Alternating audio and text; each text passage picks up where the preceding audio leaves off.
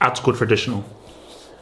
No red suits, no little handkerchiefs. I had to go back to the freaking core. I had to go to the freaking core.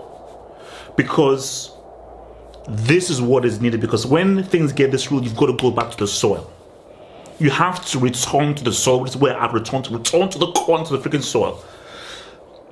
This was a matchup that was always going to be a potential matchup, but it was one that was fairing because this goes deeper.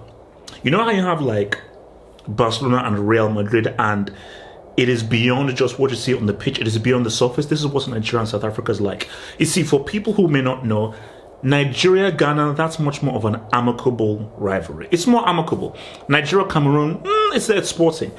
But just like Barca, Real Madrid, this Nigeria, South Africa, it's political. It goes beyond the football pitch, way beyond it, and there's a lot here at stake because on the surface, Nigeria are the favorites on the surface, but who are the favorites to win this AFCON? People would argue it was Senegal. I don't see any Senegal here. After them, Morocco. First African team to win the World Cup semis. I see no Morocco. Hey, Egypt, who knows? They've won it the most times finalists before. I don't see them. So all those so-called favorites have been out early. So if you go into this game thinking you have a divine right to win because you're the favorites, you will lose. You would have already lost. Because the teams who now make up the semi-final, nobody would have predicted this team here. Nobody would have predicted South Africa, Nigeria, maybe Ivory Coast and DR Congo to make the final four. But here we are. We'll get to this, but this is just much more of an overview before I go into details. I'm just giving you an overview of everything. So let me give you the Nigerian narrative, and I'll give you the South African narrative. So the Nigerian narrative is this is a great opportunity here. We've not won this since 2013. Stephen Keshi, may his soul rest in peace, the legend. It's been a long time. And I've always felt that of a country that is so football mad as Nigeria, that is so obsessed with football, where people are playing football in the streets, that is the most populous African country, that we've not won more AFCONs. The fact that we've won so little AFCONs, and I think only 3 AFCONs, it's embarrassing. It's embarrassing because we have grossly underperformed. Before this tournament started, I didn't think that we'd have a chance. The issues with the team, issues with the players, issues with the manager, injuries to particular strikers, no Boniface, Gibbs Orban, so many of these guys. Awani, I was like, okay, no. Lack of a midfield, questionable defense. So I didn't have much hope. But here we are. And this cannot be denied. Nigeria have an amazing opportunity to win this trophy. An amazing opportunity. That is something I did not believe. Before a ball was kicked, I didn't think Nigeria had a chance. Again, going into every AFCON, I feel Nigeria have to be in the mindset to win the AFCON. But I honestly did not believe we'd have that chance. But again, here we are. So, it's a great opportunity. Can Nigeria win this AFCON? Of course, 100%. They are two games away. And these are 2 games that they can win. Nigeria, if they play at their best and what they've been doing and remain astute, they can beat South Africa, they can beat DR Congo, they can beat Ivory Coast. Easier said than done. Easier said than done. Because you can talk, you don't have to go into the pitch and execute. And that is a whole different ball game. That is a whole different ball game. From South Africa's point of view, it's an interesting narrative from South Africa's point of view because this is really about home-based players. Most of their players play in the South African League. Shout out to Sundowns. So because this is almost Europe-based against home-based. Sorry.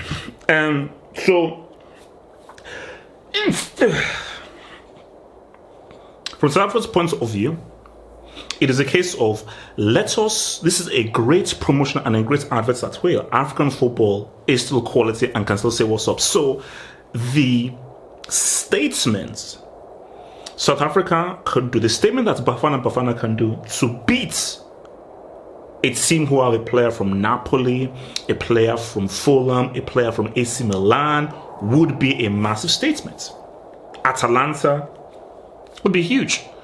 So I think that beyond just wanting to win the AFCON, beyond just wanting to win a semi-final, beyond just wanting to beat Nigeria, I think a large motivating factor for South Africa is South African football. We don't have Europe-based players. We're not getting players from Europe. This is us, from our core, from our soil. Shout out to your boy Pesitao. So that's where we're at right now. And I'm saying to myself, right, I'm looking at both of these teams, and I'm saying to myself that, look, you got to look beyond the surface. Respect the occasion. Respect the occasion. That's the key thing. Respect the occasion. Who cares if you play for Atalanta, Napoli, AC Milan? Who cares? Once the referee blows our whistle, all that doesn't matter. All that doesn't matter. All that matters is us against you. Greece had no chance in 04. Look at what happened with Greece in 04. They had no freaking chance. But see what Greece were able to freaking do. So it's, look, as I say again, can Nigeria beat South Africa? Yes. Based on the quality of the players and how Nigeria have played in this tournament. Can South Africa beat Nigeria? Yes, they can. They will be underdogs coming to this game. That's without a shadow of a doubt. Ivory Coast were underdogs when they faced Senegal. They were. These are the facts of the matter. So, DR Congo were underdogs when they faced Morocco. So, my thing that underdog tag does not mean much. And I think for South Africa, they will, as closer as we get towards the game, and I'm sure they'll have the backing of Super Sports. Shout out to DST TV, man. South Africa will say, look, let's try and shock these guys. Let's try and shock these guys, you know. And I don't know how the game is going to go.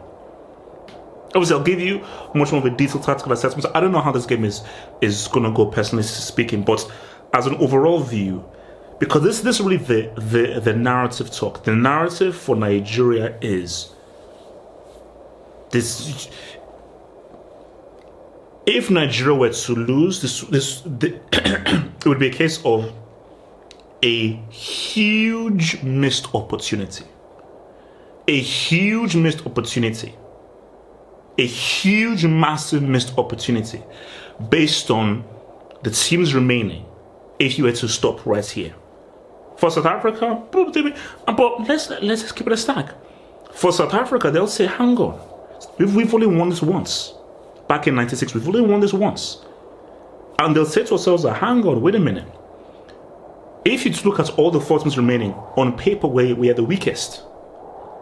But that should play to advantage. I'm sure for South Africa, I'm sure for Hugo Broos, who has won this AFCON already with Cameroon back in 2017. He'll be like, look, wait a minute. We have a chance to say what's up.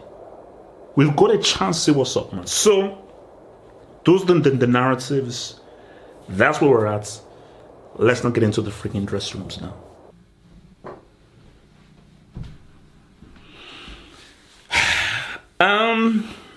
Bafana. Shout out to you guys, man. You know, shout out to you guys. My name is Half of HH. First off, well done. Well done for making it here. Well done for making it here. And you, shout out to your boy Don Silpster. What's up, baby? Black Seal, what's up? A lot of you guys, a lot of people have said that, wow, a team based off a lot of home-based players, hardly anybody playing in Europe, you've made it to this position here. And do you know why this game is because it's huge? The pressure is going to be on the Super Eagles. They're expected to beat you.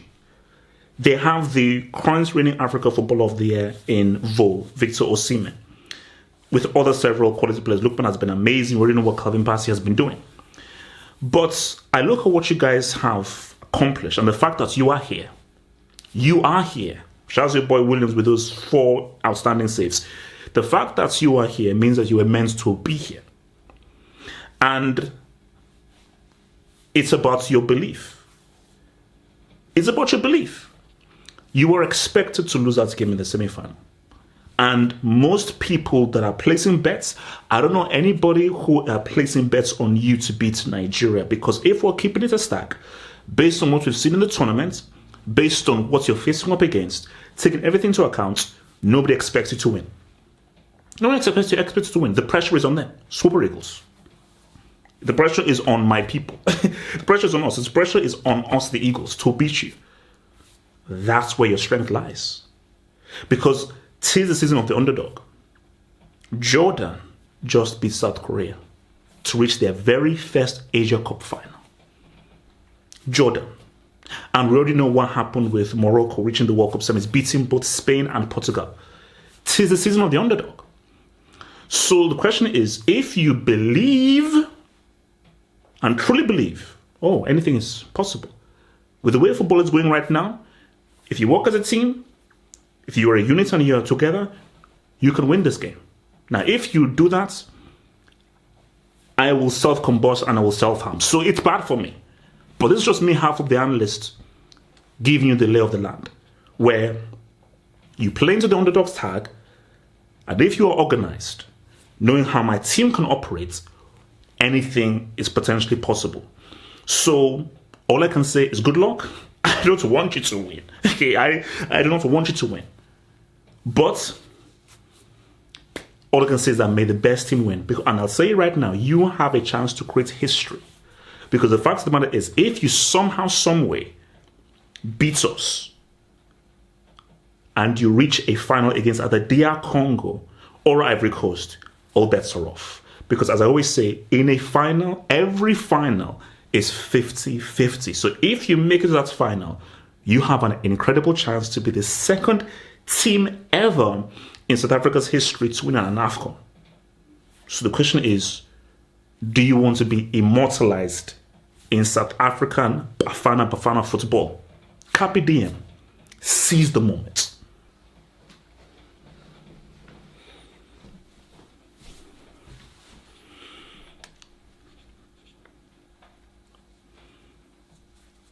I remember 2013. I was watching the game on my laptop. Because I have I'm very, very superstitious. So whenever I'm nervous, I watch games on a laptop on mute. And I always remember, celebrating Sunday Umba's goal. And I remember it was Enyama who basically grounded the ball. I went crazy. And I think once he then released the ball, referee blew the whistle, history was made. Keshi, rest in peace. I need just to educate you guys on a reality here. Nigeria is a country with issues, problems, poverty, ridiculous line between rich and poor, corruption, disorganization, people hustling. Football is the one thing that brings joy to these people. So this is something I will keep on saying, hopefully. To wear the Super Eagles jersey, it's not a right, it's a privilege. And when you wear that jersey, you are representing hundreds of millions of Nigerians. You're representing people who will stop whatever they're doing to watch you people. You have to realize what it means to wear that shirt. And you have to realize the meaning behind that shirt. Which is why the very least expect of you is to give everything and more. Everything and more for that shirt. Because that shirt is extremely meaningful and it means a lot to hundreds of millions of Nigerians. There's an amazing opportunity here. There's an amazing opportunity here. Something that I don't think you guys realistically thought you would have before this kickoff. You got a chance to win the African Cup of Nations. This is a very big deal. This is the second biggest trophy you can win as a nation. After the World Cup, it's this. Africa's prime premier trophy. To be called the Kings of Africa. It's a big deal. It's a big deal.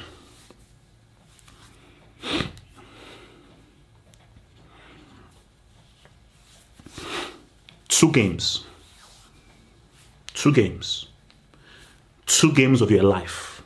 2 games of your life.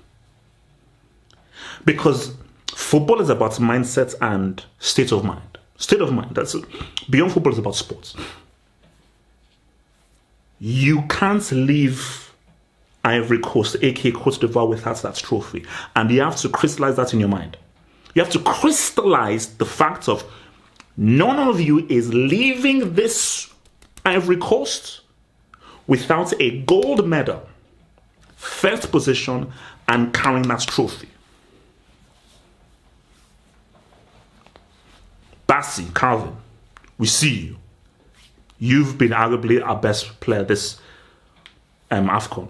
Based on your performances, defensively, offensively, consistency, concentration, discipline, you've been our best player.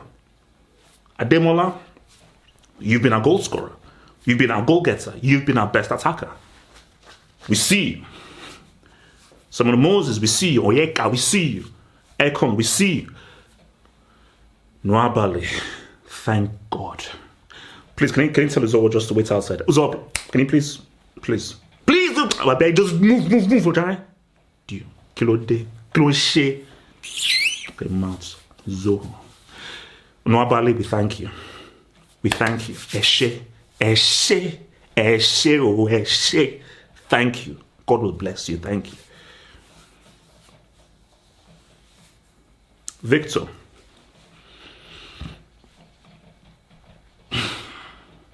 People have been talking. And they've been saying some very crazy things. You see, Victor, there are 2 ways we approach this. An arm around the shoulder and tough love. How I was brought up was tough love. And if any Nigerian will know, and how we operate as Nigerians is tough love. We give you harsh truths. You have not been playing well. Or rather, you've not been playing to the standards we expect of you. That's a compliment. You see, if you were a useless player, we'd say, oh, you're great, you're doing good thing and everything. Because we rate you so highly, because our benchmark of you is so high, you have been underperforming. Because we know you can do better. Now, the advantage is that there are 2 games, and these are the 2 most important games. As each game progresses, the games get more and more important. Victor, we will need you in this. If that chance comes, you have to score. If that chance comes, we have to score because it's a very important game. Not only is it a semi-final, it is against South Africa as well. So you will need to execute. No excuses. None. You pop off now.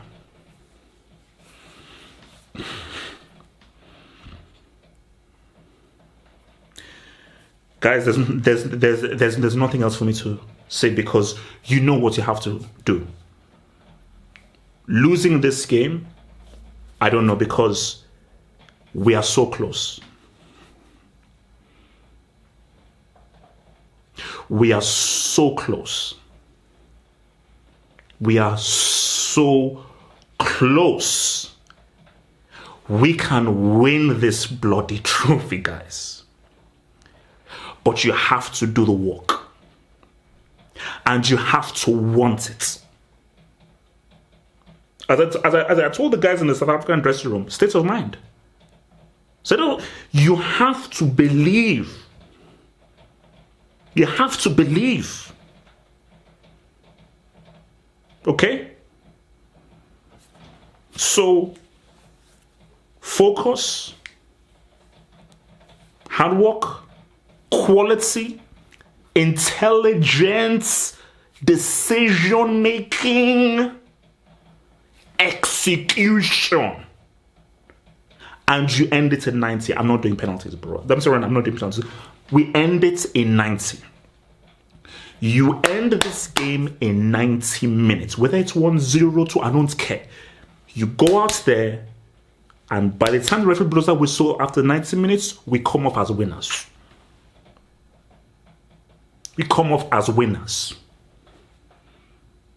No excuses. None. We are so close. But we take each game as it comes. The focus, let's make this happen. Let's get that Dubinsky. No excuses. I'm not giving a prediction. I'm not. Nah, I can't. Sorry. So if you want a prediction, guys, I don't care. It's a fair country.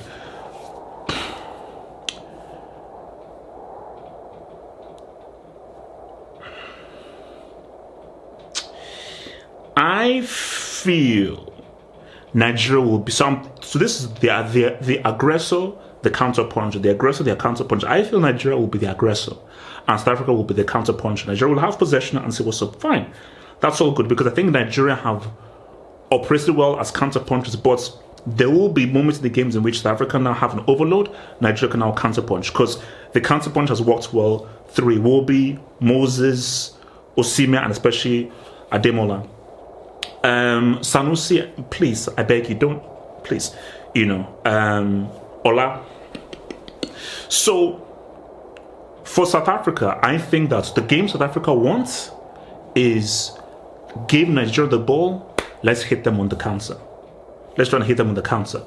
But I think the beauty about this is that back five, that becomes a back five, obviously, when we don't have the ball, is very key. So, it's going to be hard to see how South Africa break down Nigeria unless we're looking at a set piece or we're looking at a potential mistake or somebody coming out of position. As long as without the ball, we are disciplined and we maintain in good structure, I will find it hard to see how South Africa will break us down. But that is only if we execute very well.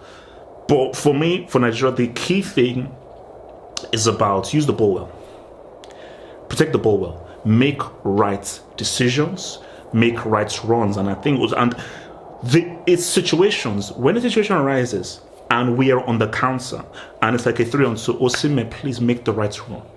You have to create a diagonal, pick away from the defender, and create an angle for the guy with the ball to pass to you. If you're running in a straight line, what else is the guy with the ball supposed to do? If he gives the ball to you, he gives the ball away, or he goes for a shot, it misses. You are our goal scorer, you are our goal getter. You need to be put there in that right position. So, and we need you to say what's up. We need you to say what's up. But I think, look, for South Africa, it'll be interesting to see what their mindset is and what Hugo Bruce does, and whether South Africa go on the front foot, try to really impose themselves, or they sit back and they actually allow Nigeria to come through. The game I want is for Nigeria to counter. I think the way that Nigeria is looking, Nigeria are not a team that breaks teams down or really possesses the ball. I think Nigeria are a better counter-punching team. So I would want to say South Africa as the aggressor. I think Hugo Bruce, if he's smart, he will say, no, give Nigeria the ball, let us counter them, and try and sort of force them into a mistake on the counter. Guys, I don't know how this game is going to go. But if Nigeria play well, they win the game. I think if Nigeria play well, they win the game. If South Africa play well, they will need a bit more than just playing well to win the game. They'll need a bit more than just playing well.